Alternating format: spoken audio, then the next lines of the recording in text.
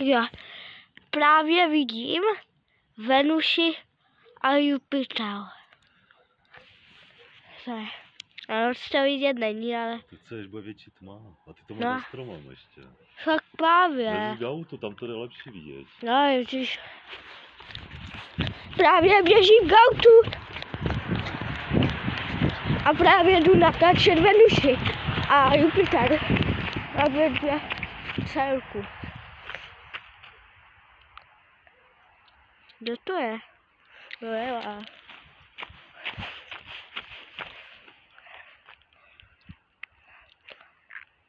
Vidíte?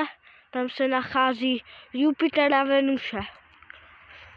To je neuvěřitelné, protože na to můžeme čekat už 5 let. Hodně dlouhou dobu. Takže to je poslední den, kdy to uvidíme normálně. Tak asi se musíme rozloučit, že já ještě musím hledat na to dalekohled a všechno, ještě ostatní, všechno zítra vám řeknu, ja? Tak čau.